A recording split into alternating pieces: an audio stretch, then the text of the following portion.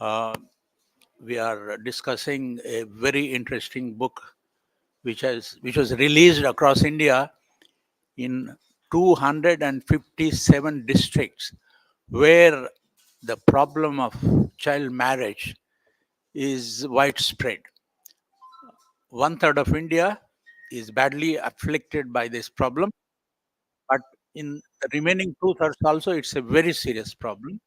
So we have with us Bhuwan Ribhu, who has worked on this subject. He's a prominent lawyer, and I would like to request my colleague Tawkir Hussain to introduce the author. Thank you, Mr. Venkat, and welcome to the Foreign Correspondents Club of India. Mr. Bhuwan Ribhu is a child rights activist and one of the most prolific lawyers in India, working for the protection of women and children. He has been closely involved in shaping the policies on various aspects of child protection and women's safety, including child trafficking, child labor, child sexual abuse, ending child marriages, and modern slavery and trafficking. Mr. Ribhu works for the rule of justice. His efforts have led to the formation of stringent laws and their enforcement in the field of child protection and women's safety. Based on Mr. Ribhu's litigations, the Supreme Court of India has given landmark judgments which have been instrumental in police probing the cases of missing children in India, implementation of Juvenile Justice Act, definition of trafficking laid down as per the UN protocol, and compulsory formulation of institutional mechanisms such as child welfare committees and juvenile justice boards. He has led the efforts of rescue of over 2,000 victims of child trafficking and ensured their rehabilitation and prosecution of the offenders. Mr. Ribhu is a former National Secretary of Bachpan Bachao Andolan and former board representative at Kailash Satyarthi Children's Foundation. He has earned his degree in the law from the University of Delhi. Thank you. Thank you, Tawkir. Bhuvan, we are delighted to have you with us today. The Foreign Correspondents Club of South Asia has decided to have a discussion on this book because it's a very serious issue. And we want to congratulate you. And also the idea of getting the district magistrates of 257 districts across India to launch the book is remarkable. And we were reading in the Indian Express, I think a few days ago, about a particular district in Maharashtra where the district magistrate, the collector, has taken the initiative. She's getting 500,000 young girl students in all the schools to take an oath as a part of their prayer in the morning to say that we are not going to submit ourselves to child marriage and we will not allow any child marriages to come and all that. That's a very, very interesting kind of thing. I wish this kind of thing would happen all over the country. So tell us about how you came to write up this book. And, there is no shortage of laws in our country. The first law being age of consent in 1860 at the initiative of Ishwar Sant Vidyasagar. Then the problem is implementing. That is a problem with most of the things in our country. So please tell us all about the book, how you came to do this, and tell us about the formula you have worked out to prevent child marriages in our country. Thank you. Uh, Thank you very much. And first and foremost, I would like to thank the Foreign Correspondents Club for inviting me to speak about this issue today. Respected colleagues, and of course, Mr. Venkat.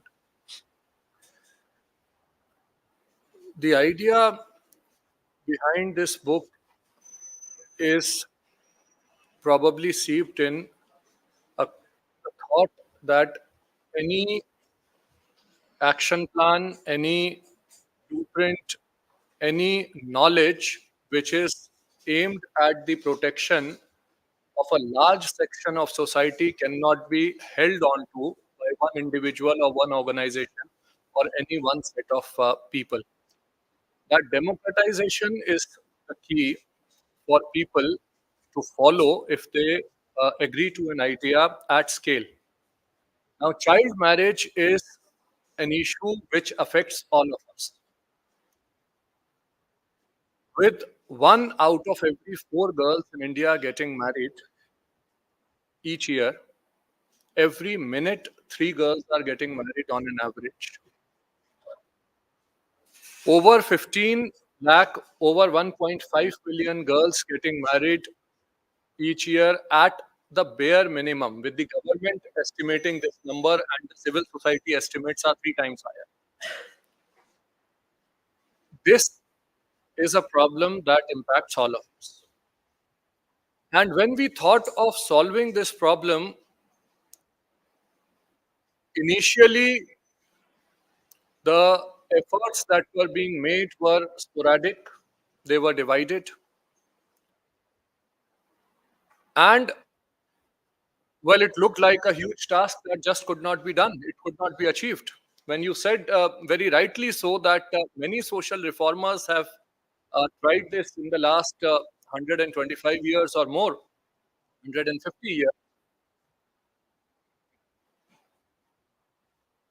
and the problem is still so huge, then it creates a burden on anyone trying to look at it from the solution perspective and thinking that one day I would be able to solve it was just a huge, gigantic task. About a year ago, about 75,000 women had come out on the streets in 7,000 villages asking the local government for protection against child marriage across India.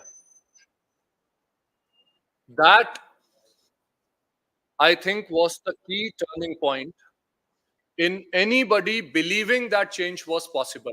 I was certainly converted that day. Before that, it was, what if? This can go wrong, that can go wrong, this may happen, that may happen. It is not possible.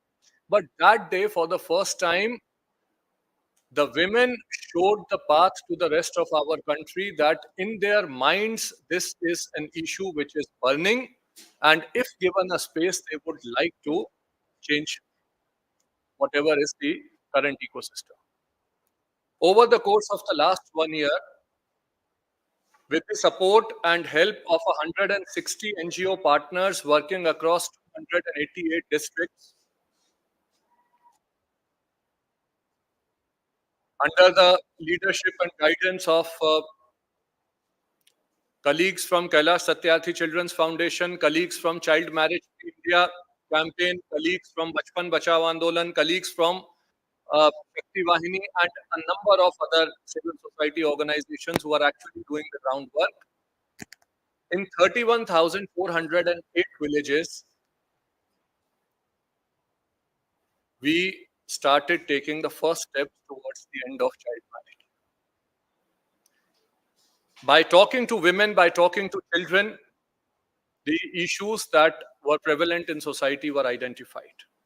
The first and the biggest issue that was identified was people are aware of the law, but there is no fear of the law.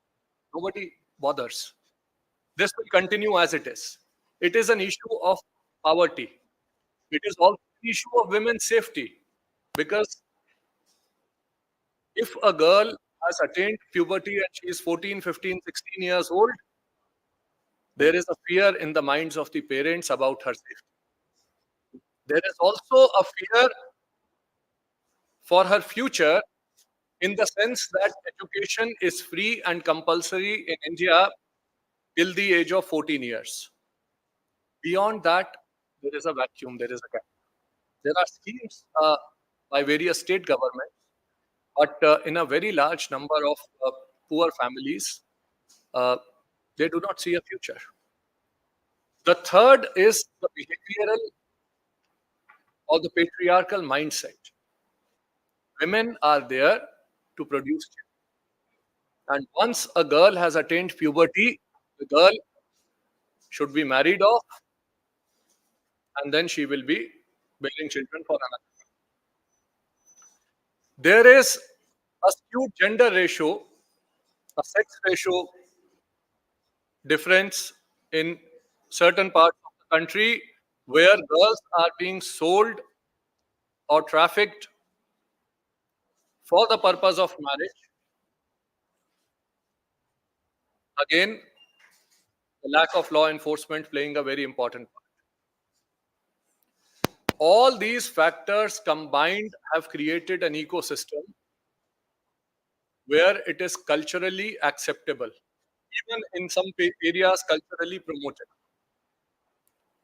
Despite the law being so old and despite the law being so clear, there are many high court judgments that say, in several states, high courts have said that the personal laws that allow for a 13 or a 14-year-old child to have gotten married supersede the specific laws uh, against sexual abuse and against child marriage.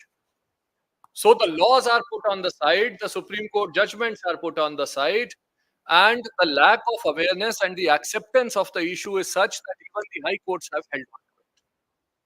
So this required a systemic response at scale. And that is where we thought of where is the biggest problem and how can we solve it where the problem is most acute. And we tried to find out from government data, first and foremost, from data that was collected by various civil society organizations on trafficking, on child sexual abuse, from NCRB, and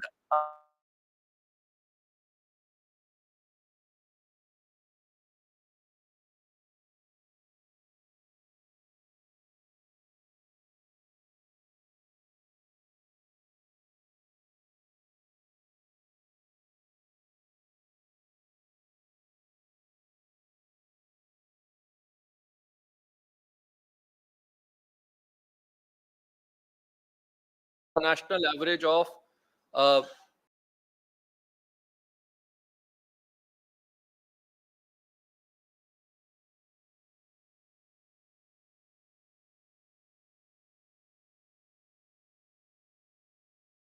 11.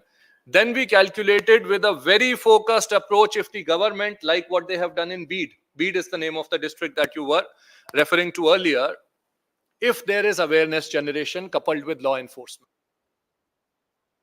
Systemic and systematic approach to ensuring access to education for girls continued in grades 9, 10th, 11th, 12th.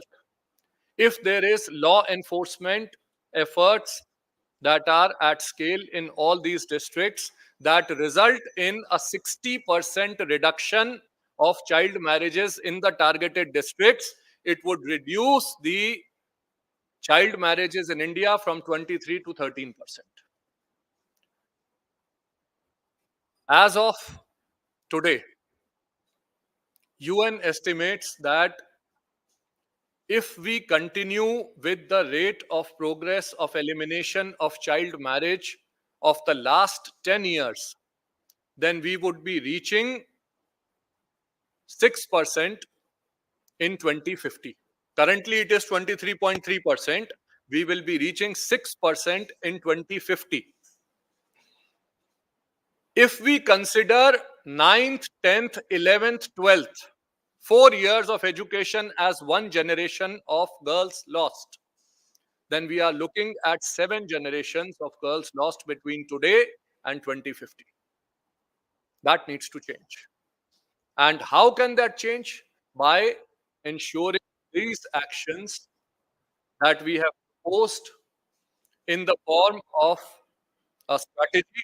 And it just so happened that the strategy well resulted when it was written down and we were playing around with the letters. It resulted in an anagram of picket, and so we decided to call it picket, which creates that check post, which creates that boundary, which creates that demonstration, that resolve, that will. So P stands for policy and implementation of policy, including prosecution, including prevention. I stands for investments in girls' education, also investing in infrastructure and incentivization for conditional cash transfers. C stands for convergence. One of the key gaps that exists in the world for the elimination of child marriage in particular is that it is seen either from the perspective of health, or the perspective of education, or the perspective of child protection. That convergence of approach, that it is a criminal justice issue as well as a human rights issue, as well as a health issue, as well as a education issue, that convergence of approach at all levels is necessary. Then it is very important not only to involve the girls, but also the boys. Knowledge in an entire generation of men who would grow up to be responsible citizens saying no to marrying a girl themselves is also a key. So, knowledge with the girl, knowledge with the boy, knowledge with the family, and then with the community, that you can and you must stop child marriages. Complaint, speak up, act. And together, these fractured approaches of health, education, human rights, skill development, criminal justice need to come together to provide that protection at an ecosystem level. T is for technology. When I was talking earlier about uh, investments, only an increase of 0.4% in budgetary allocation in India is enough to educate every single girl. 0.4% is what we need. From 2.3 to 2.7%, if it would increase, it is going to ensure access to education for all girls. Couple that with a national attendance monitoring grid. Use technology. We have today reached the moon. We have today reached every single village in a manner where, the number of smartphones in India is more than the number of people. There is no reason why we cannot monitor the attendance of our children. And attendance monitoring is going to itself solve half the issue. And then have this time bound approach which shows prioritization and which shows urgency.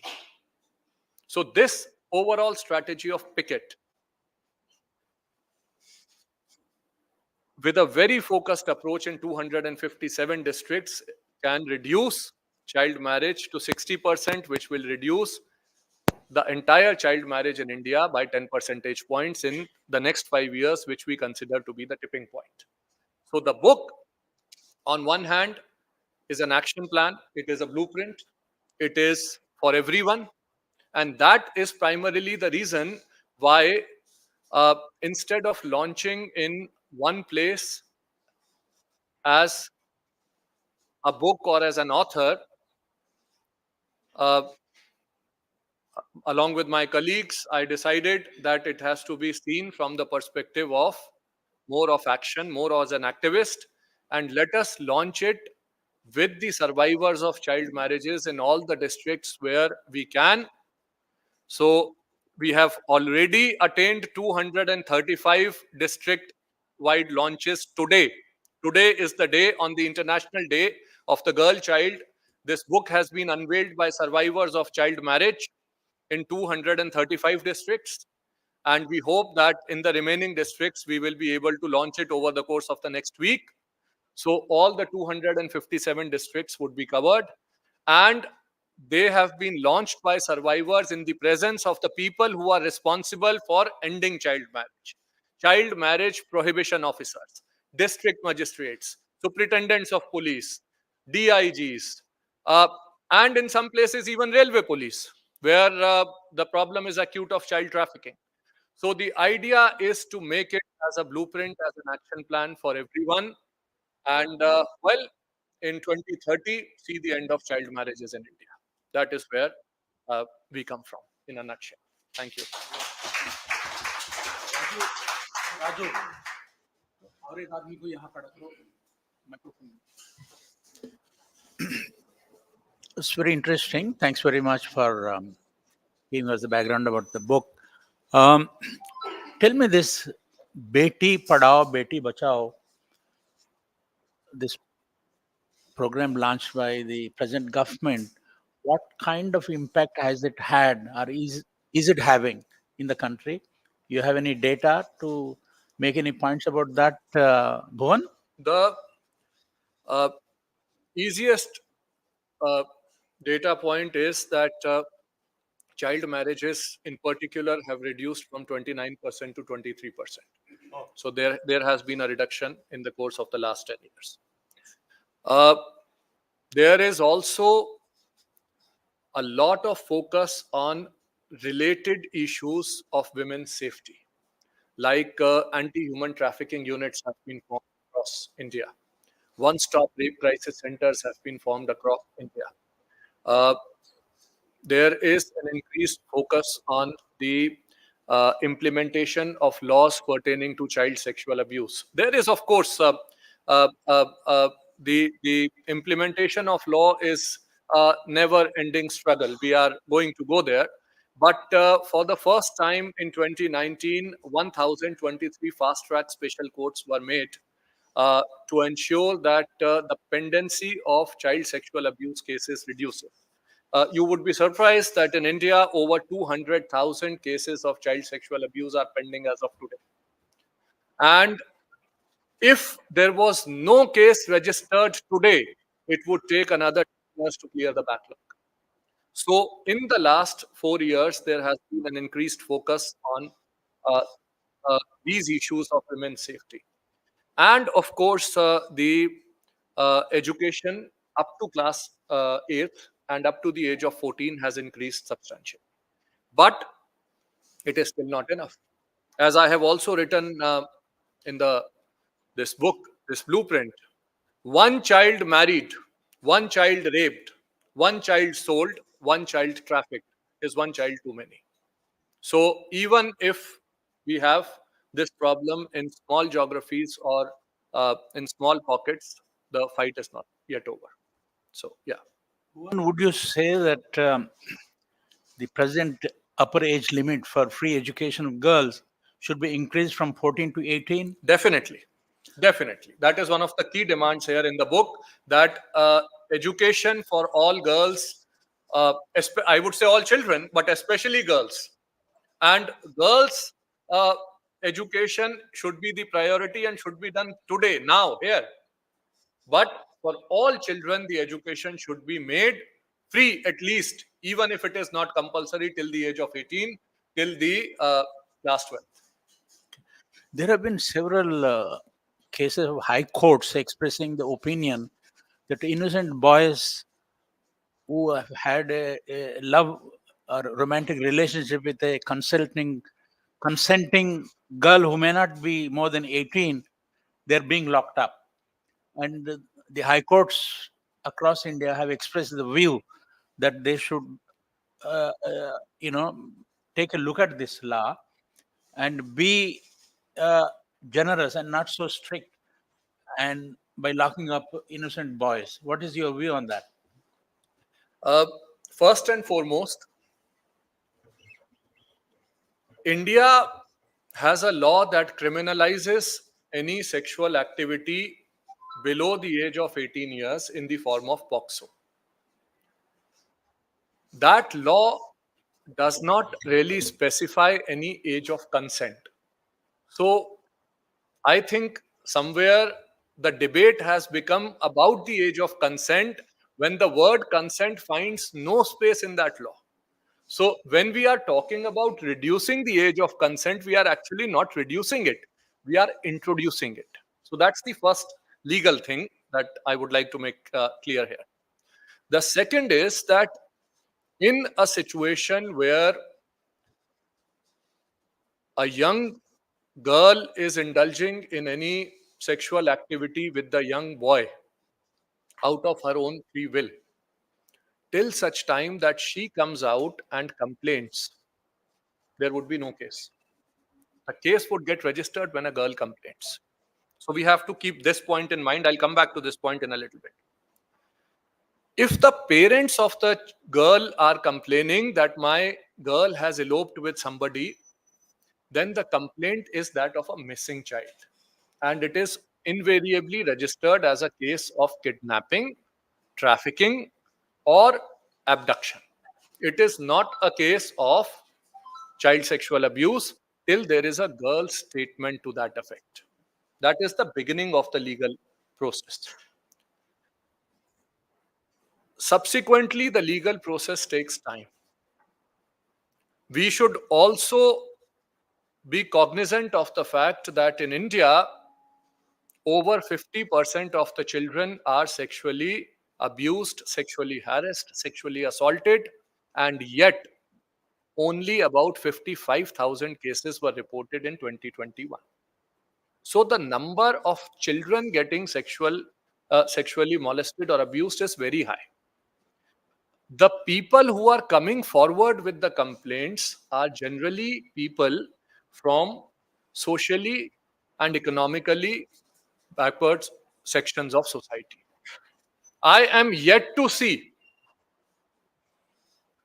with the support of my colleagues, I am looking after over 15,400 cases of child sexual abuse in India, over 21,000 cases of child trafficking in India. And I am yet to see one case where the household income was over 1 crore per annum. No rich person's case ever comes to the police. No politicians' cases are coming to the police, where the sexual abuse has happened in a family that is well off. The people's faith and belief in the criminal justice system is not very high because of the pendencies, because of the delays.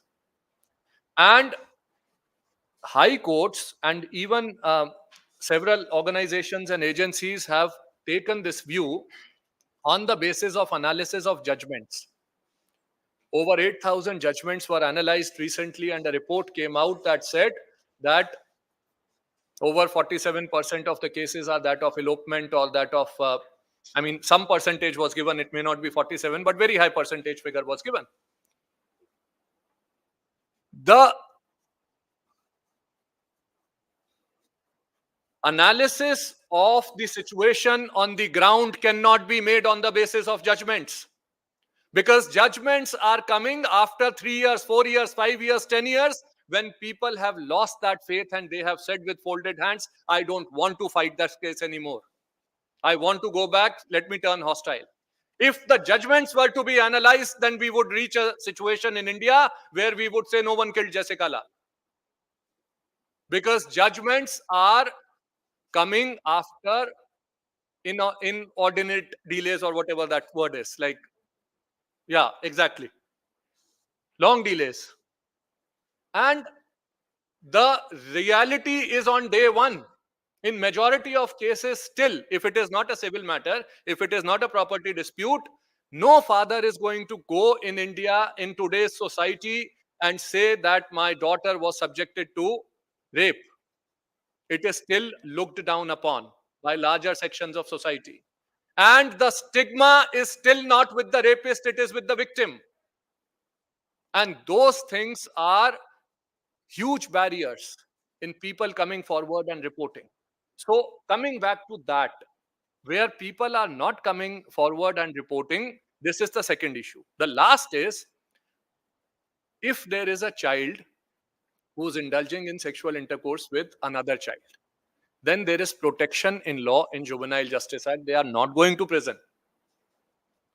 The first is they will go before the Juvenile Justice Board, and there is no stigma attached. The records and everything is sealed. Second is Juvenile Justice Board will conduct an inquiry. Only in situation where there is violence, where there is trafficking, where there is gang rape, where there is blackmail, where there is threat, where there is grievous hurt. In those situations, the juvenile justice boards will make an assessment and send it to a court for dealing in as an adult, try as an adult. In those situations, there is no question of consent. So that is another thing that has to be clear. And last but not the least, what the Law Commission has recently proposed is something that I was involved in myself. I have proposed this on record. And the Kailash Satyarthi Children's Foundation team has proposed this. There are other organizations, India Child Protection Fund, and a bunch of other organizations have proposed it, where there is the age difference is less than 3 years between a boy and a girl, where the boy and the girl have known each other for a period of some time. They are classmates or other things, where there is no element of trafficking, no violence, where there is no threat. In those situations, do away with the minimum penalty. So in law, currently, the minimum penalty is 7 years or 10 years in some cases. So courts are tied that we have to give some punishment. Do away with that. If you do away with minimum punishment, then the courts can conduct an inquiry. And if they realize that it is genuinely a case of love affair between a 17-year-old and a 19-year-old, then they can simply not punish and let the children walk away. So that has also been proposed by the Law Commission, which is something that I uh, firmly believe in. If we were to introduce any element of consent in India and reduce it to 14 years as has been proposed, or 16 years as has been proposed, we must also remember that there are about 1.2 million girls in India in commercial sexual exploitation. The government of India estimates that there are 1.2 million girls, children. When I say girls, I mean children below the age of 18, children who are 15, 16, 17 years of age. And if these children are being raped in the name of sexual exploitation, and if they are being paid for rape, that paid rape would be treated in law as per consent if we were to reduce that consent. So therefore, there can be no question of something like that. And the checks and balances that have been proposed by Law Commission are definitely very welcome. You know, another thing that is very bothersome is when I've been reading in the newspapers a lot of reports about young girls being criminally assaulted and killed because if they are alive and they give evidence against the fellow who may have done something wrong to them, they could be arrested, locked up in jail or something. This is a very serious problem, and not a day passes without newspapers carrying some report or the other in some part of the country. What are your views on that subject, Bhuvan? It is the impunity with which the perpetrators of sexual assault live in our society.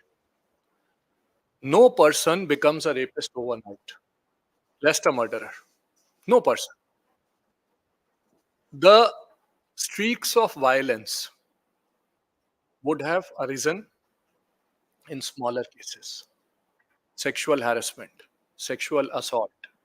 And when there is no action taken on any of these issues, they lead to rape.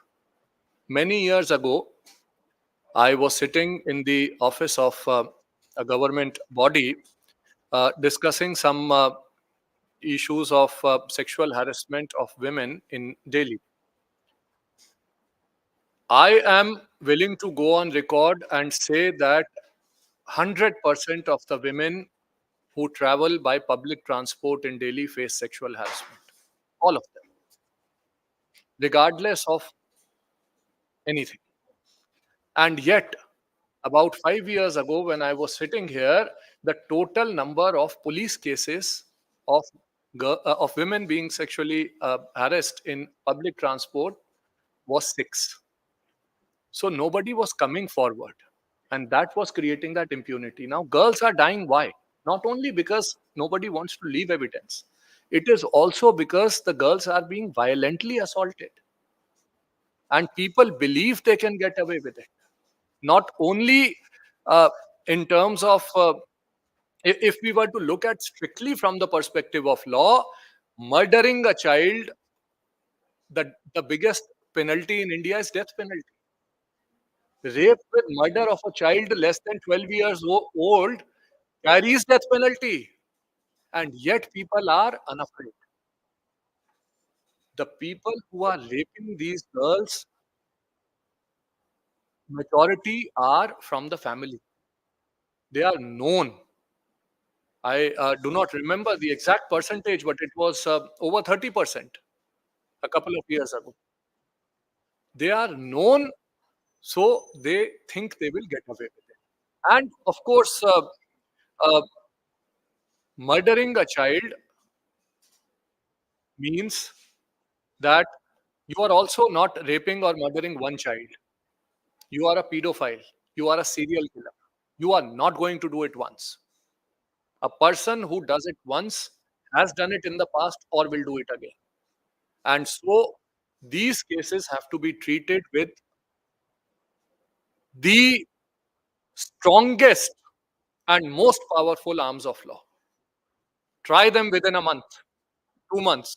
Ensure that the cases are fast tracked through forensic labs. Ensure that the investigation is technical. Ensure that the cases are tried in fast track special courts. And ensure that these people do not see the light of day again, even if they are put behind bars for life. There are so many of these cases where a person has walked out on bail and raped another child. A person has walked out on parole and raped and murdered another child. They did it once. On the same day, I am not aware, but yes. So, same day. So, that person would be a pedophile.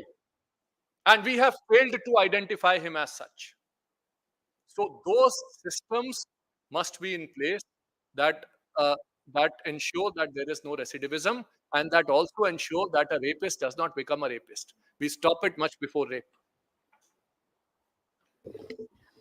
I'm curious. I'm listening to you, and this is something we see a lot on television. We see movies, we see documentaries. This is a topic we discuss at length. But the one point I wanted to raise, and this is my own perspective, the legal arm is of course there. You know, you have to strengthen the laws and the implementation. All that is well and good. But as a woman, I have lived abroad. I have lived in India. I think the problem is not as much legal as it is social. I think the problem lies with all of us sitting here. It lies in the way we view women. You know, as a child, when a girl is born, you are supposed to be the property of a father. Then you get married and you become your husband's property. And then later it is your son if you have one. So this is a question, and this is also my own personal perspective. I think, you know, laws can only go so much. If we really want to combat something like rape and sexual assault or sexual harassment, I mean, every woman sitting here, I'm sure we've gone through some or the other nonsense. But the problem is, you know, laws really don't work after a point if the mindset, and that goes for both men and women. Let me emphasize, it is not just the men whose mindset has to change, even women. You know, when you support your son not behaving well with a girl, that is also a problem. So I don't know, this is a question to you or a suggestion. I think more than the law, it is social, and it has to be, I don't know, it has to be dealt more socially. That's what I feel. I am completely in agreement with you in terms of it has to be done socially. But socially includes everything. It includes education. It includes training of positive masculinity. And it also includes law. The legal arm is where our society is weakest currently. We have two arms. We are going on and on about awareness. We are going on and on about education, sex education, incorporation. Every Beti Bachao, Beti Padhao is a slogan which is known to everybody, like Swachhata. But the change will also come from an understanding of what is right and what is wrong. Many years ago, I was talking to a friend, and he uh, had a very bad habit of spitting. So he would chew things and he would spit. And he went to Singapore and he stopped spitting. And I said, "Why is that?" And he said, "The number of people who will cross a red light would increase 1,000 times if there is no cop monitoring and if they know that there would be no fine." and it would decrease 1,000 times if they can see that there is a traffic policeman right in front of them. The change in behavior comes from a moral force that drives each one of us, that defines what is right and what is wrong. But at the same time, it also comes from an understanding of what is right and what is wrong, which is predefined in law and the enforcement of that law. So, the legal deterrent is one of the bases of society. It's not the only basis. And education and behavior change is the end goal.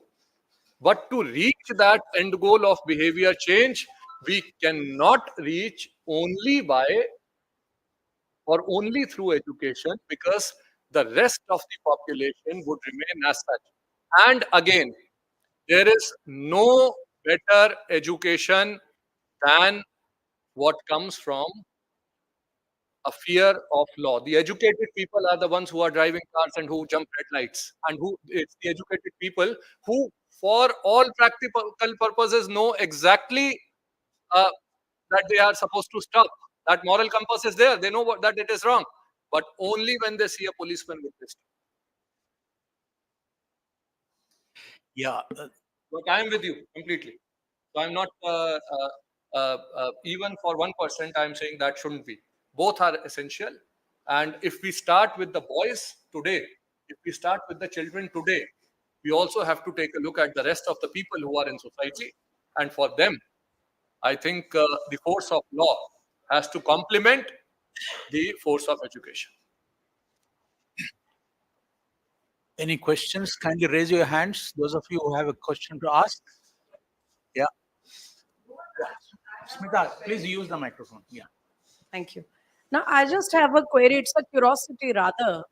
In cases where, out of social pressure and other factors which we all know, and you have also sort of listed few of them, whenever there is a situation where a girl is being married off by her parents and guardians in the family at an age not legally allowed, what in your experience is the, I mean, are there girls who are taking the initiative of approaching an NGO or an officer of the law, or in some manner through some neighbor or whatever? Are girls, any of them taking the initiative to come and complain that, look, I am being married off, please help me? Uh, yes, and in fact, it is one of uh, the raw nerves that are also the genesis of the work that we do on child marriage, this book and the rest of it. In about, I think, 2011, maybe it was 11, maybe it was 12, but about 12 years ago, I got a call from a director general of police who had received a case from a child, a girl, who had approached local police that my parents are going to marry me off. So it went to the local police. From the local police, it went up, and the police had gone. They stopped the marriage. They also told the parents. But this child again called up the police and said that they are planning to get me married off another day. Another day. So it went up the chain, and I'm talking of a person no less than the Director General of Police. And he called me to seek legal advice. What is doable? I said, if the child is married off, we can arrest anybody. But what is the point if the child is already married off? So, what can we do? Attempt to marry a child was not an offense then, it is not an offense today.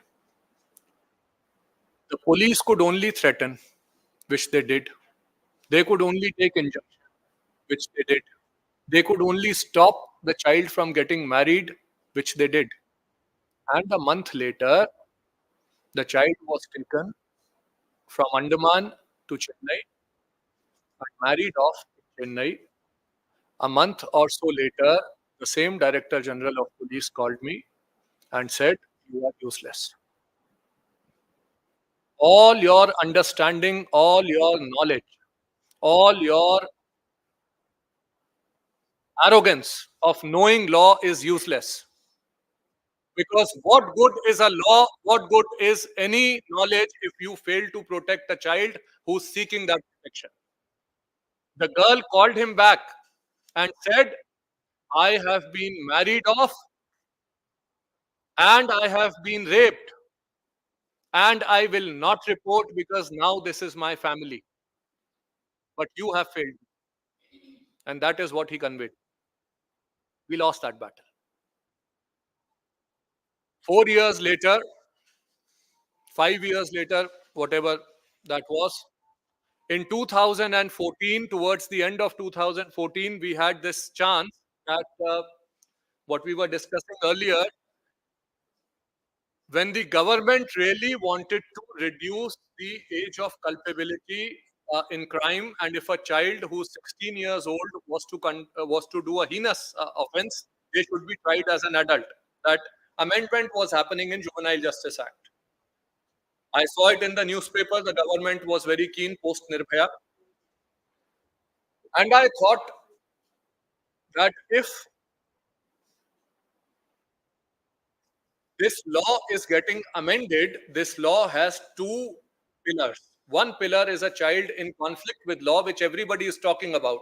But there is another pillar, which is a child in need of care and protection.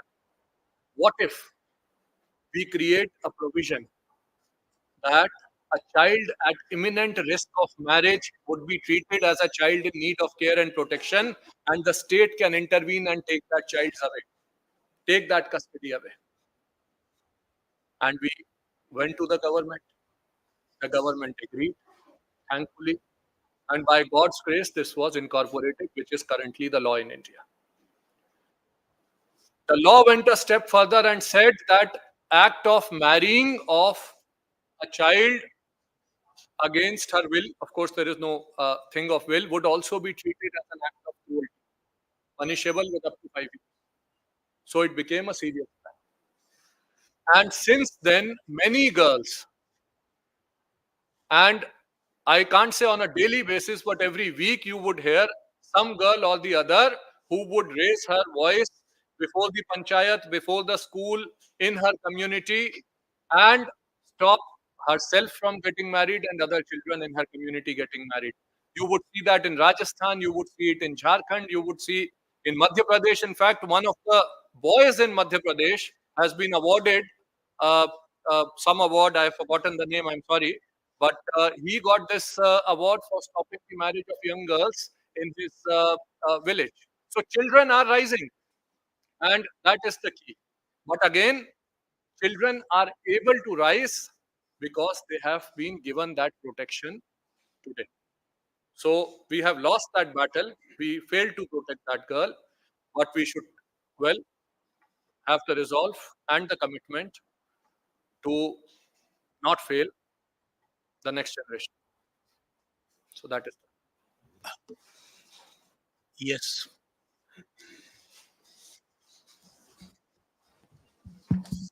Hello. Hello. I am Supreme Court advocate practicing here. Brother, I have two questions. You are the scholar in this research, everything. So, you said 200 and some more districts child abuses trafficking. So, in which religion, mostly in Muslims, Islam, or Hindu, or Christian, in which religion this child abuses trafficking more? That is the first question. Second question is, dress code is also important, in my opinion, because in the urban areas, this dress code is very, very important. In many TV debates, the right-wing parties, they said this dress code is also provoking the other side gender to commit this child abuses, trafficking, rape. So on the second issue, what is your opinion? Uh, well, as advocate to advocate, we address each other as brothers. So, yes, yes, definitely. No, no. I said we address each other as brothers in court. So that is the thing. I was about 14 years old not knowing what is child marriage, not knowing what is gender, not knowing anything about sexual harassment. And I was a part of a debate. Uh, I was probably in class 10th. And in that debate, the same question, the second question was asked that there is no shame in the girls who are wearing these short skirts. And so if they somebody is looking at them with an evil intention, then they are actually showing it off. Again, I had no idea of law. I had no idea of sexual harassment or anything. But my response to that was, and I will say it in Hindi, कि शर्म लड़की की टांगों में नहीं आदमी की आंखों में होती है. The real, I can't translate it properly, so Everybody understands Hindi. everybody understood Hindi. So again, you look at a person with the perspective of she is your mother, she is your sister, and you would not see the short skirt. Then that's the first part. When a 5-year-old girl is raped and murdered, it's not because she is wearing short skirts. And the majority of rapes are actually acts of aggression, of power, of violence. They have nothing to do with the girl or what she's wearing. That's first. The second part is abuse of children is different in different geographies. More to do with geography than religion. More to do with the cultural acceptance than religion. More to do with poverty and enforcement of law than religion. So, where a very large number of tribal girls from Jharkhand would be trafficked in the name of placement agencies, the demand for those girls is being created by the so-called educated elite sitting in Delhi. And the demand creators are as much responsible for the crime as it is the traffickers who are actually supplying them. That's one. Young boys are being trafficked from Bengal, from Bihar, to work in garment industries. They are also being subjected to abuse. In certain religions, people have taken this, what do you call when cover of calling it a religious issue to hide what we want to do and cover it in the name of culture or religion. And to say that because it is our culturally accepted norm, it is above the law. That itself is flawed. That is wrong. And if child marriage is prevalent in tribals, it is also prevalent in Muslims. It is also prevalent in Rajasthan amongst Hindus. It is also prevalent in Haryana, where there is a skewed sex ratio. It is also prevalent in areas of Northeast.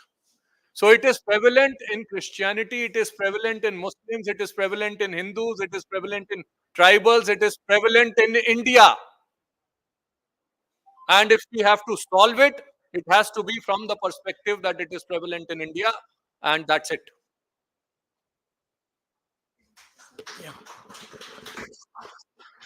I just wanted to, what you asked about what women wear and if it provokes. This is something which keeps coming up again and again. And yeah, yeah, that's what I'm trying to.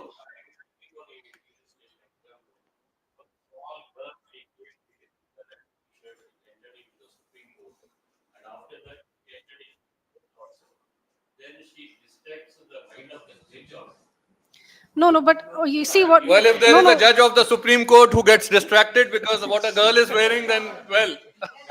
no. And see, I thought it was very sad that no, that's okay. Whether you're old or young, I think every time someone raises this question about what a woman wears, right?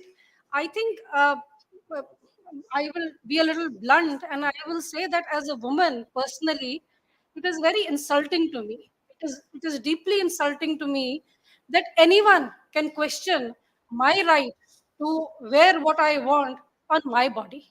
You must understand and you must respect the fact that a woman's body belongs to her. So, what she wears is her right. You have to learn how to respect, as men, the right a woman has over her body.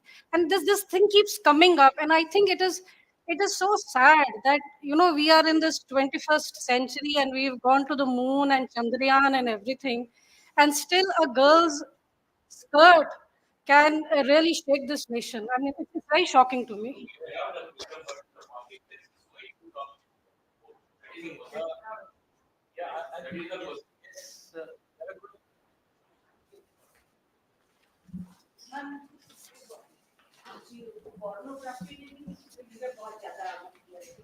छोटे बच्चों के लिए भी वो देखना बहुत बहुत ज्यादा ये संभव हो गया है।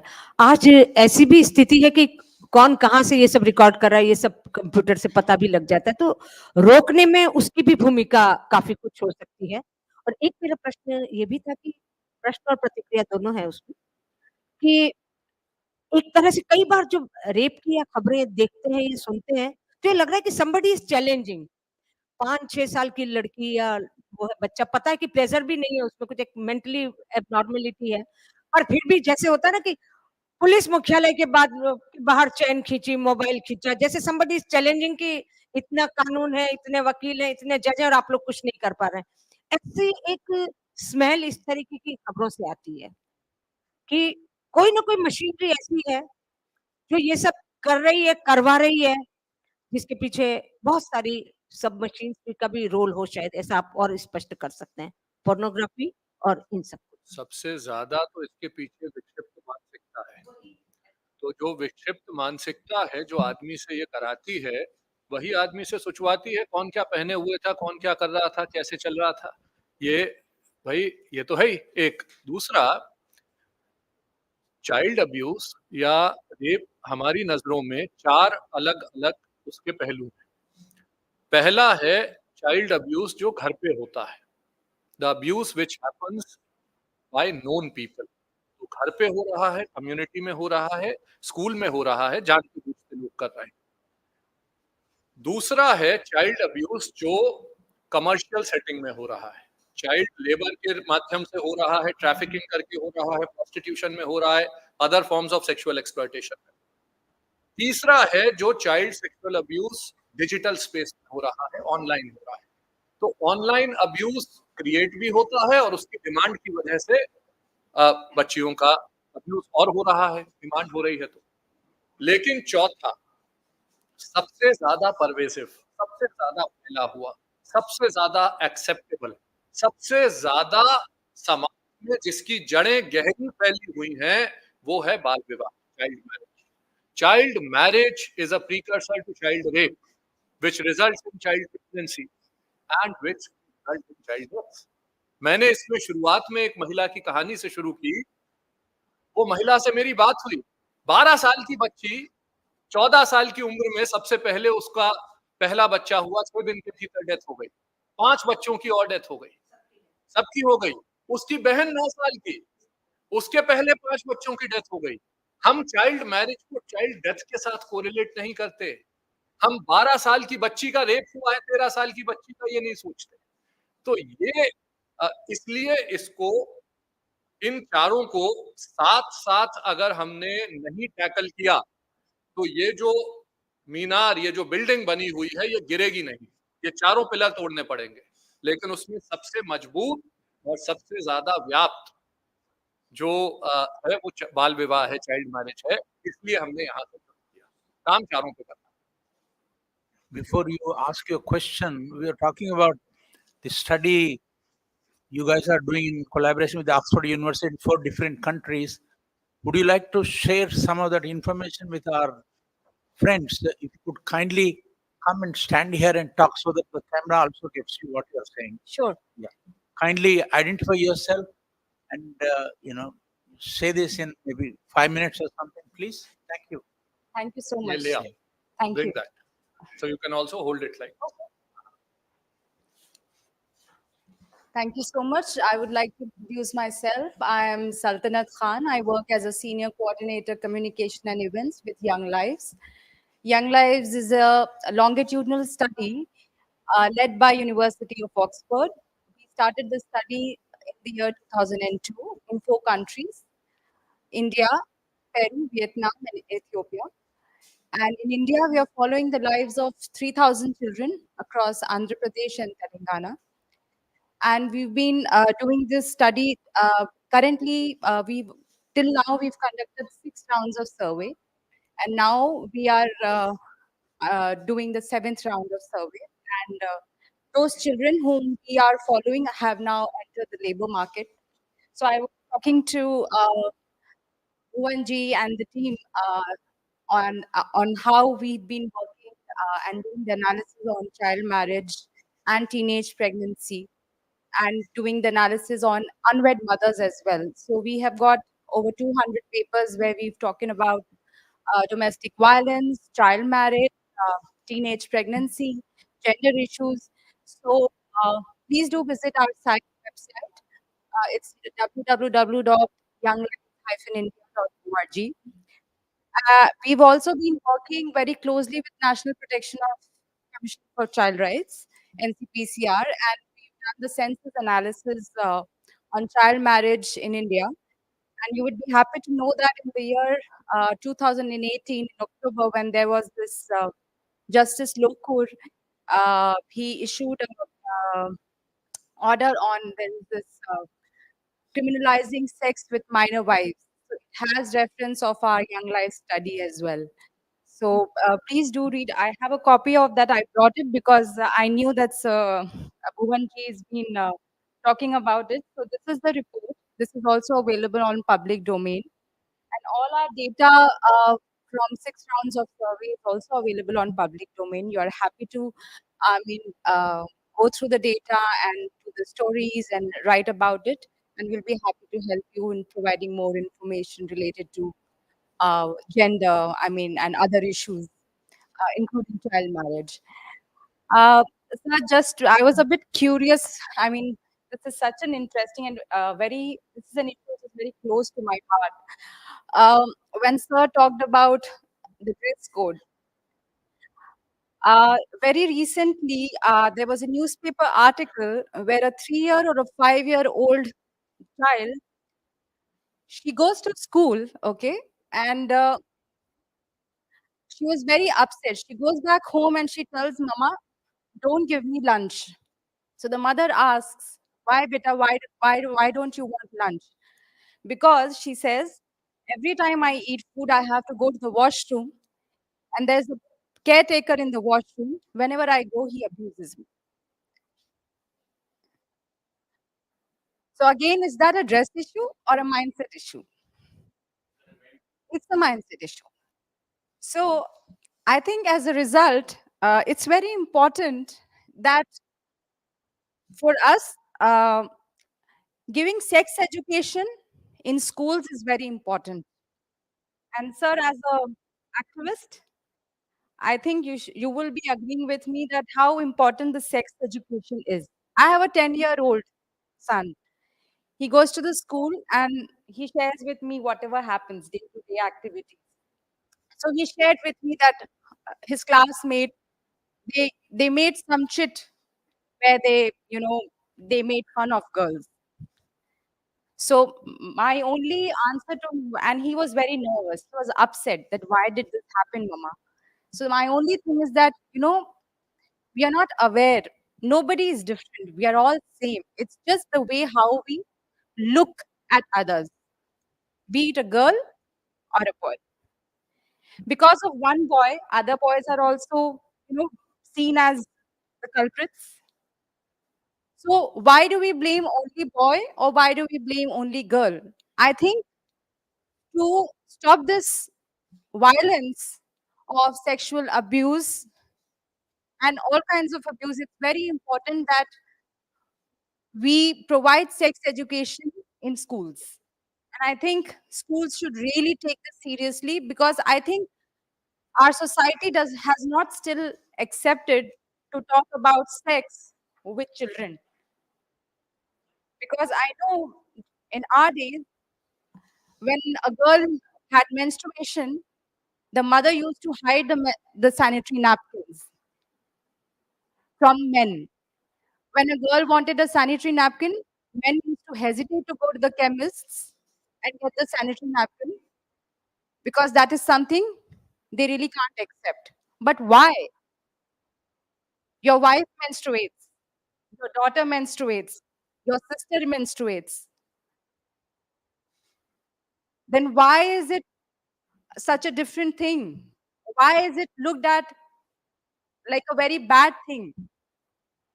So today we say we are into this digital world, and like ma'am said, the pornography needs to be stopped. Because it cannot be stopped until and unless no, we need to find ways to stop this so that the men or the boys, they don't get influenced. And this can only be stopped if we provide them sex education and talk about sex education openly. Otherwise, there is always a curiosity amongst boys as to what exactly it is. And out of curiosity, they end up doing these wrong things. Well, I agree with everything you have said, apart from the absolute last line that out of curiosity, people end up doing these things. It's not only that, it is only when a child is 8, 9, 10 years old that they would write something on a sheet of paper out of curiosity. When they grow older, they understand. And when there is a person abusing, living in a school, a child who's 3, 4, 5 years old, being a caretaker, that person surely understands. Absolutely. So, uh, when ma'am was saying earlier, Simranji was saying that law is not the only solution. It's not. The education you can start today. It will take time. And positive masculinity amongst men to understand that it is not their place to comment on women's clothes, what they should be wearing. To also understand that crime is a crime. Absolutely. If I leave my wallet here, it will continue to be here for eternity unless and until there is a thief that comes and steals it. That perspective, that understanding of what is a crime must be there. I didn't say it to them, but I will say it now. We look at here our Bapu, the father of our nation. He gave up wearing clothes. He sacrificed all this. Why? Because the day he saw a woman bathing who did not have two pieces of cloth, he felt ashamed. We have to feel that shame that there is a man sitting amongst us who thinks of a 3-year-old child going to the toilet as a sex object and rapes her, assault. And that is a shame for society. We have to feel ashamed that there are 9, 10, 11, 12-year-old girls who are married off, sold off.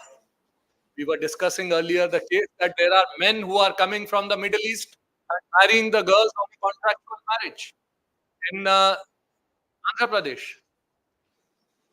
paying off the money, marrying off for 3 months, 4 months, going back. What is that if that is not sex tourism? What kind of a marriage is that? And what kind of a culture would accept it? So unless and until all of us together feel that shame on all these four pillars of sexual abuse that happen in society, we cannot solve. And well, today we are talking of child marriage. Again, I'm repeating myself because it is culturally acceptable the most. I have one last question, sir, because I know I've got so much indulged, so we've just got into this discussion. In Rajasthan, you must be aware that during Akshaya Tritiya, there's a lot of child marriage that is solemnized. And during one of our field visits, we got to know that there's a child marriage happening in a temple, but we were not allowed to go there. The police was there to stop us. So, as an activist, how would you like to address this issue to stop child marriage when you see that the police or the system is only there to stop you from not stopping the child marriage? Purely legal conversation. File a complaint on 100, a written complaint that you believe that a child's life is in danger. She is going to be raped. She is going to be sold. She is going to be murdered. File a complaint under heinous offenses: trafficking, sexual abuse, rape, things like that. And tell the police officer, if you do not act, you yourself will be prosecuted. The section is 166A of the IPC. You will be prosecuted if you do not follow the direction of law to protect the girl from sexual abuse. Purely legal conversation. Secondly, be willing to speak up. You were talking about the culture of silence. Silence itself perpetuates violence. Be willing to act yourself. Create ruckus. Call the media, call the NCPCR, call the district magistrate. You can do it. You have the knowledge and you have a mobile phone. And believe that you can do it. Most of the times we hesitate because we are fearful. What if? What am I going to do if I file a complaint?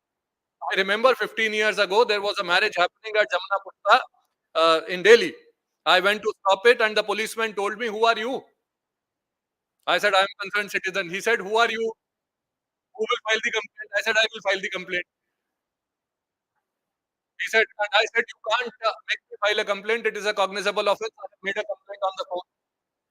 He said, "They will marry the child later. You will leave." I said, "I will sit here." And I spent the night outside that temple, sleeping in my car, making sure that the child does not get married. And eventually, the next morning, I said, "I will get an injunction against you." Now, the injunction culture has not been used in India. Injunction is a kind of a stay order that will prevent the marriage from happening for the parents. In Rajasthan, for the first time, they have issued injunctions in Udaipur and Chittorgarh earlier this year. So we have to use what is available to us, from a mobile phone to our knowledge. It comes down to our willingness, our resolve, and our action. So speak, act, believe. Friends, this okay. Hold on. Wait for the microphone to come.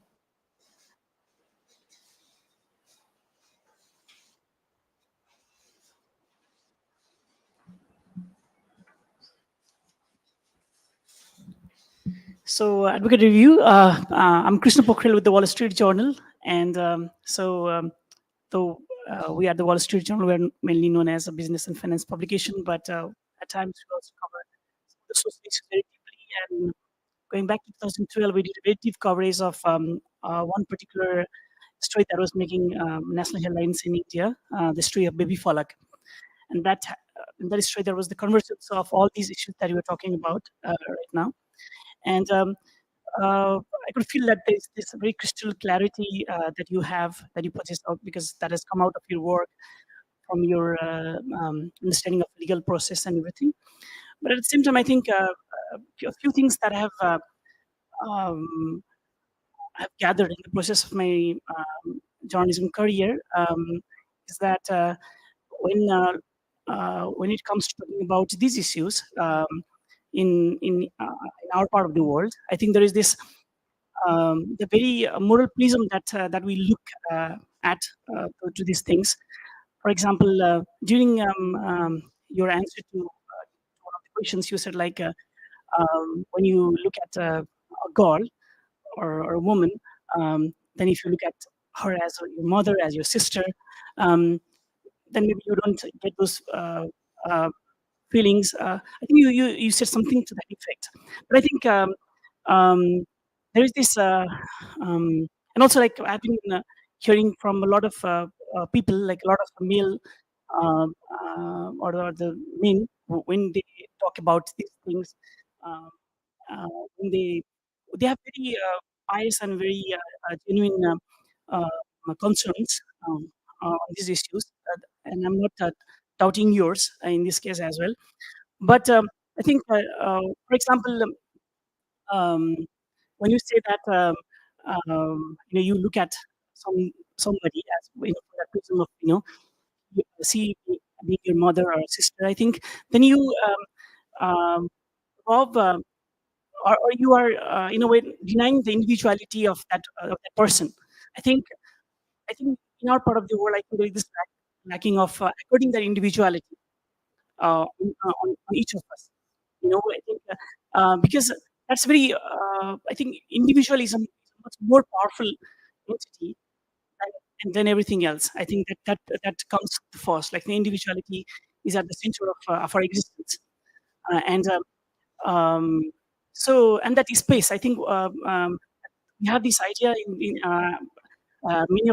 many I've heard many people saying that there is this new concept of individuality here in our society, like we are a community, we are together and all.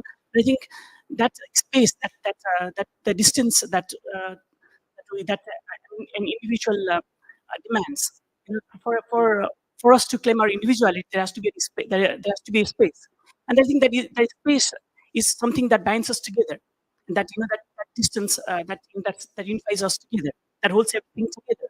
And I think at the center of all this discussion is the denial of space, that denial of the sacredness of individuality. Um, so What is the question? so my question was like, why didn't you? I think there is also a need to make this issue as a part of individuality, and so we have to at one point you have to take this issue beyond just this idea of somebody being a man or a woman, um, and then take it forward, take it beyond to somebody being an individual, and that you have to respect a person's individuality and his space. So yeah. Are you from Nepal? Yes. Before I, okay, I'll just answer that. We, first and foremost, the specific thing I had mentioned was from a story that I recounted when I was 14 years old. And I believe that. I agree with the notion of individuality, but we live in society.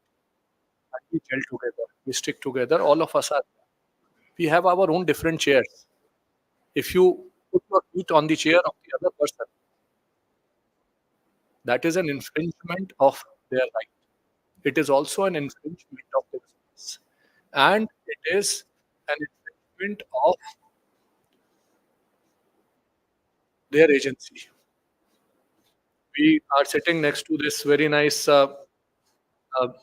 if Pragati Maidan has become this, whatever it has become, I don't, Bharat Mandapam.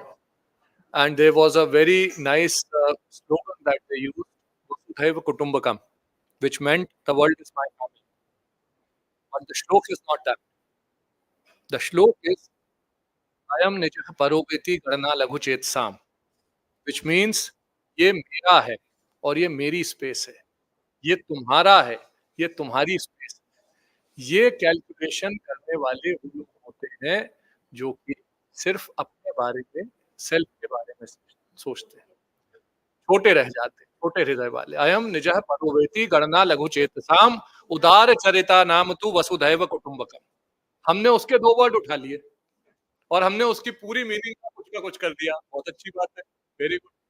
But the reality is that while I accord that agency and that space to me and to you, we are in this together. Also on issues like this, sexual abuse of boys is a very harsh reality. In urban India, over 40%, 4 out of 10 boys are being sexually abused, molested, harassed. Boys. by men.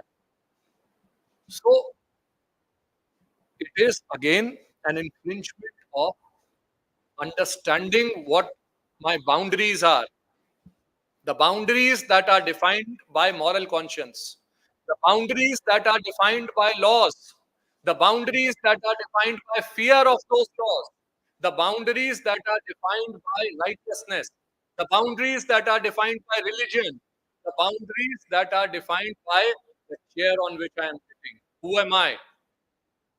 I am a caretaker in a school, and my responsibility is much higher.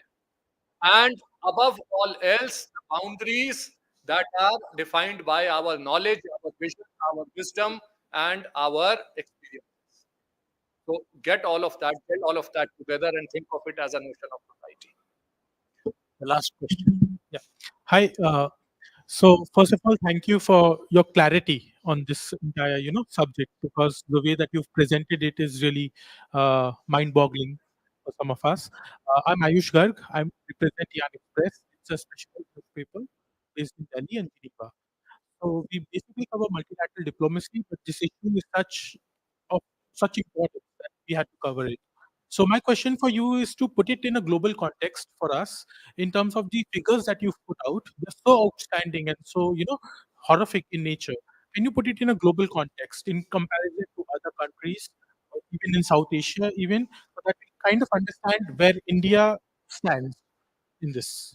Uh, India has on child marriage one third of the global problem in India. And because of the sheer population that we have, the numbers are, using your word, mind boggling. But India is also a place where there has been the fastest growth in terms of creating the legislative framework to protect children. Between 2013 to 2023, India has created frameworks that are now followed globally. They have become the norm. India's laws, or I would say November 2012, when POXO came into picture, till now, Indian laws, starting with what Mr. Venkat started with, has one of the best legal mechanisms. It is the enforcement of those laws. That is the challenge. That challenge is also because of the newness of those laws. They are very recent in nature. So our understanding is emerging. Our understanding of trafficking as an organized crime is less than a decade old. Our understanding of child marriage as a criminal justice issue has perhaps been really, it has taken a quick turn for the better in the last 1 year, when India, led by the state government of Assam, has arrested, prosecuted over 5,000 people, which is the highest in the world. The missing child as a definition was first defined in India in 2013 by the Supreme Court of India. That definition laid down by the Supreme Court is now the global norm. And if I was to indulge you for a minute on the missing children issue, in 2002, the number of children going missing in India was about 45,000, with only about 3,000 cases being registered. In 2010, this became 100,000, with about 8,000 cases being registered. In 2013, it became 160,000, with 17,000 cases being registered. So it was increasing. And after 2013, in 2013, the Supreme Court of India made it compulsory to register every missing child's case, which, by the way, is a main reason why when a girl goes missing, now immediately the case of kidnapping is registered as a case of kidnapping or trafficking. The elopement cases are also registered. But what was the result? The result was, from 2013 to 2021, this graph, which was going from 45,000 to 100,000 to 160,000, has come down to 55,000 in 2020 and 70,000 in 2021, with majority of children, majority of girls being recovered. This is the best example globally of the deterrence of law. This is the best example that when you look at a missing child as a presumed crime, Supreme Court had laid down this doctrine of presumption of crime to say, presume that the child is a victim of kidnapping or abduction. Presume that the child is a victim of trafficking. Investigate and let the police prove that the child was never trafficked or kidnapped, but investigate because the first few hours are most important. What has that resulted in? The numbers that were growing have suddenly come down because the traffickers are now behind bars. That has shown the path to the rest of the world. The numbers are high because the reporting is high.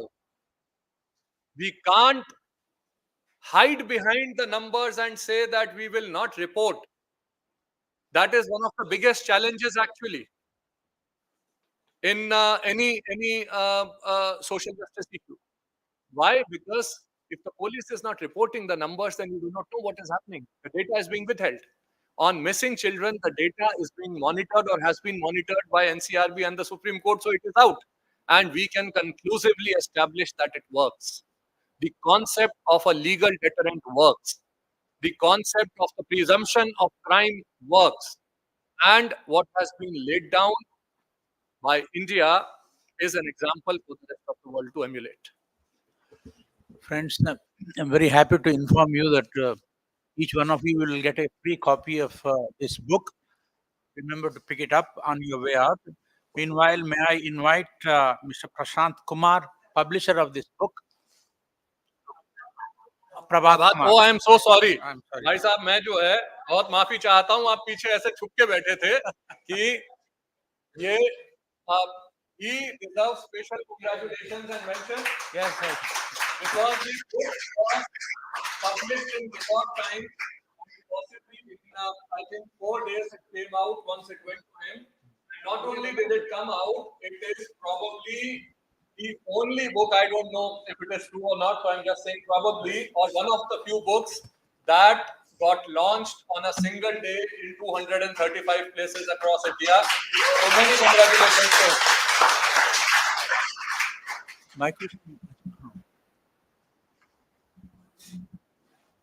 आप सबका धन्यवाद करने का दायित्व मुझे मिला है। मैं सचमुच आप सबके प्रति आभार व्यक्त करता हूं कि इतने संवेदनशील विषय पर इस पुस्तक चर्चा पर आप लोग यहाँ आए हैं। ये विषय हमारी संवेदना से जुड़ा है। ये विषय जुड़ा है हमारे संस्कृति से। इतनी बड़ी समझिए विपत्ति है समाज के ऊपर कि उसका जो आवरण चित्र है वो इतना मार्मिक है कि वो हमको अंदर से झकझोर देता है। मैं भुवन जी भाई साहब को इसके लिए धन्यवाद देता हूँ कि उन्होंने इस विषय को इतनी गंभीरता से उठाया है। मतलब ये चित्र हमारे को, जब चित्र बन के आया मेरे पास आवरण, तो मुझे लगा पता नहीं ये दो बालक कैसे, पर जब वो उसका विवरण पढ़ा मैंने तो लगा अरे ये कैसा समाज हम बना रहे हैं। क्या ये संभव है भारत में, जहाँ हम कहते हैं यत्र नार्यस्तु पूजन्ते रमन्ते तत्र देवताः, वहाँ इस प्रकार के दृश्य उपस्थित हो रहे हैं। तो ये जो इतना विमर्श यहाँ पर हुआ, उससे बात निकल के आती है कि ये विषय हमारी करुणा का है, हमारी संवेदनशीलता का है और समाज में जागृति उत्पन्न करने का है। हम कितने भी उन्नत हो जाएं, चंद्रयान बना लें, आदित्य एल1 बना लें, पर जब तक समाज में ये दोष रहेगा, ये दुर्गुण रहेगा, तब तक भारत का सच्चा विकास नहीं होगा, विश्व का सच्चा समाज विकास नहीं होगा। आप लोग तो पत्रकार हैं, विषय को आगे बढ़ाते हैं, इसलिए ये बहुत समीचीन है कि इस पुस्तक पर यहाँ इस फॉरेन कॉरेस्पोंडेंट क्लब में चर्चा हुई है। ये विषय केवल भारत का नहीं है, वैश्विक संदर्भ का है, तो ये विषय आगे पहुंचे। और जैसा भुवन जी भाई साहब ने बताया, 250 लगभग स्थानों पर एक साथ इस पुस्तक का आज लॉन्च होना अपने आप में कीर्तिमान है। हम लोग थोड़ा समय की कमी थी, नहीं तो इसके लिए प्रयास करते कि ये इंडियन बुक ऑफ रिकॉर्ड्स और वर्ल्ड बुक ऑफ रिकॉर्ड्स में जाता, पर समय बहुत कम था। जैसे भाई साहब ने बताया, लगभग 4 दिन के परिश्रम से ये पुस्तक बनी है। भाई साहब का तो लंबा परिश्रम है, लंबा अध्ययन है इसके लिए, और उनकी पूरी टीम जिस प्रकार से लगी रही इस पुस्तक के प्रकाशन की प्रक्रिया में, मैं उनके प्रति भी धन्यवाद करता हूँ। आप सबके प्रति भी धन्यवाद करता हूँ, और इस सब के सभी अधिकारियों के प्रति कि उन्होंने ये स्थान उपलब्ध कराया। ये विषय आपके माध्यम से समाज में एक जागृति उत्पन्न करे और इसका समाधान निकले, ताकि ऐसी पुस्तक का आगे सृजन न हो। बहुत बहुत धन्यवाद।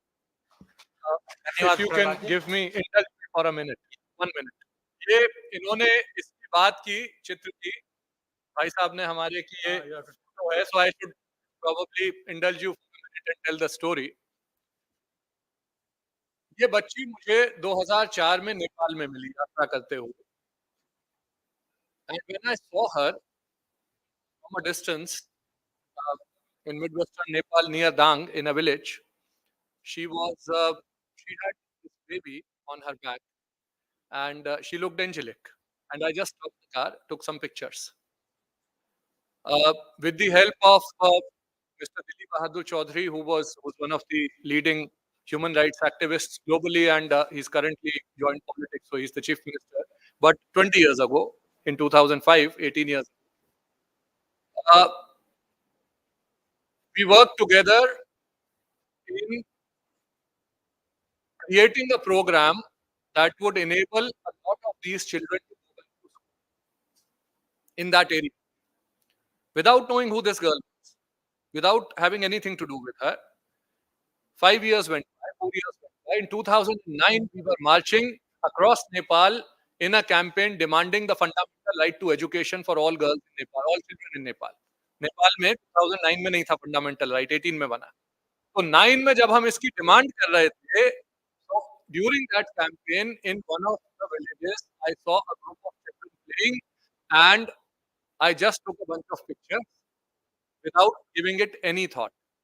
In fact, when I was going through those pictures, a month or two later, the campaign had ended, everything had ended. And then it suddenly struck me that I have seen this girl before. And so I went back and searched. And this picture of 2004 or 5 became this picture where she is carrying a school bag from a baby. In 2009, due to the efforts of the people who were working in Nepal. This is the aim. This is the vision. This is what all children deserve. She got another chance. I have written about her in the book. I do not know her name. I still do not know. I do not know what became of her. But the real success of all that we do as a society is from here to here.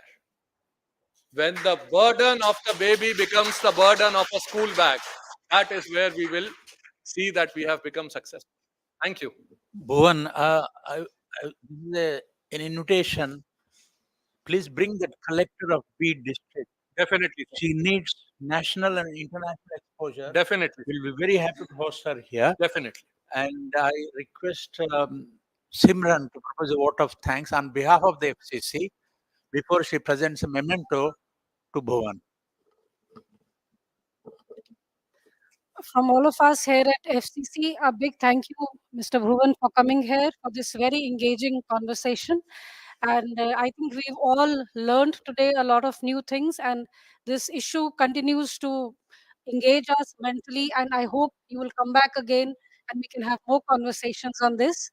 Also, this discussion was streamlined on the Twitter and the Facebook page of the FCC. And the discussion will also be available in the archives section of the FCC Facebook page.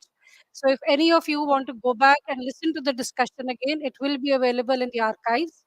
And also a request, if anyone is doing a news report on this, please do mention that this discussion took place at the Foreign Correspondent Club of South Asia.